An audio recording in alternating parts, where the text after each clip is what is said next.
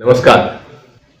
देश में व्यापम घोटाले से लेकर नीट घोटाले तक लगभग 41 स्थानों पर राज्य व केंद्र सरकारों में शासकीय भर्ती के विषय पर जब भी इम्तिहान हुए हैं उनमें पेपर लीक की शिकायतें आई हैं।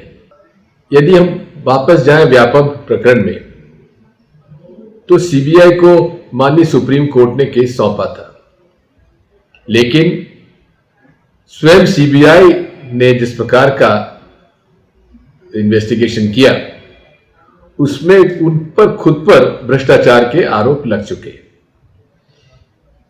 पूरी तरीके से सुनियोजित ढंग से इस देश में जितने भी या तो रिक्रूटमेंट के लिए या नीट जैसे इम्तिहान के लिए, जिस तरह से इंजीनियरिंग और मेडिकल कॉलेज में भर्ती के लिए होते हैं, क्लैट में होता है, ऐसे लगभग 41 प्रकरण सामने आए पिछले 5 सालों में।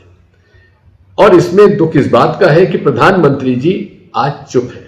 लाखों अभिभावकों ने करोड़ों रुपए खर्च करके, सैकड़ों करोड़ रुपए खर्च करके सब मिलाकर उन्होंने अपने बच्चों को कोचिंग दिलवाई। कोचिंग करने के बाद जिनको कि छात्रों को ज्यादा नंबर मिलने चाहिए थे, जो कि एम्स में भर्ती हो सकते थे, वे आज इस घोटाले की वजह से पीछे रह गए। यहां तक बताया जाता है कि एक छात्र जिसको कि 720 नंबर नीट में आए, वो हायर सेकेंडरी के इम्तिहान में फेल हुआ है। अब आप समझ सकते हैं कि जो व्यक्ति हायर सेकेंडरी का इम्तिहान पास नहीं कर पाया, आज वो एम्स में भर्ती होने के लायक नीट एग्जाम ने बना दिया है। मेरे कुछ प्रश्न हैं माननीय प्रधानमंत्री जी आपसे और धर्मेंद्र प्रधान जी आपसे। प्रदीप कुमार जोशी जी यूपीएससी के अध्यक्ष रहे, आज एनटीए के वे अध्यक्ष बनाए गए हैं। उसके पहले वे मध्य प्रदेश और छत्तीसगढ़ के पब्लिक सर्विस कमीशन के चेयरमैन रहे हैं।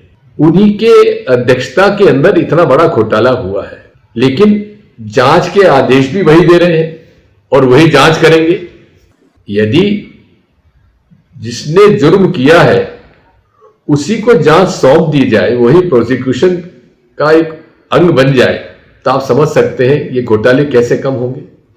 ये सब घोटाला करने वाले लोगों का एक समूह है, पूरे देश में एक माफिया बन चुका है।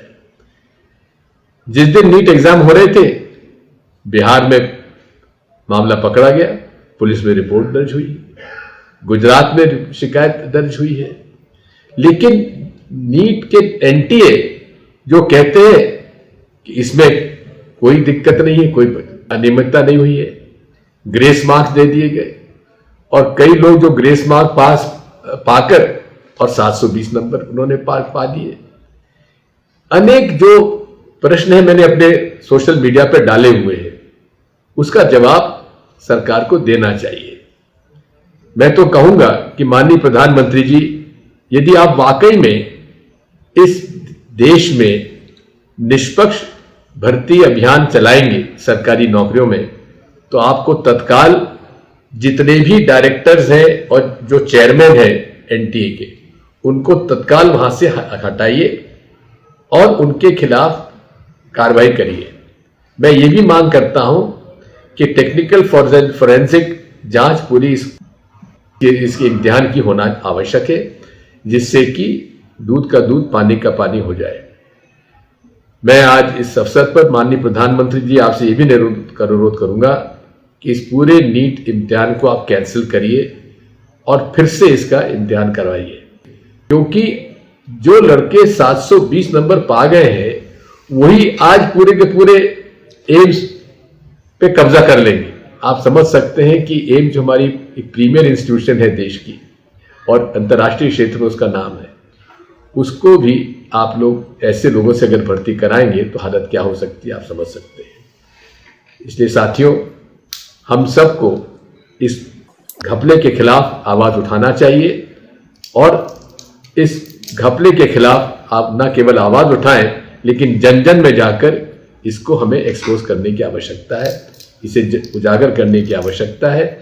और हमारी सहानुभूति पूरी उन सब हमारे अभिभावकों के साथ है, उनके माता पिताओं के साथ है, जो बच्चे कोचिंग कर 2-2, 3-3 साल से कोचिंग करने के बाद भी इस घोटाले में फंस गए और वे आज नीट एग्जाम क्लियर नहीं कर पाए।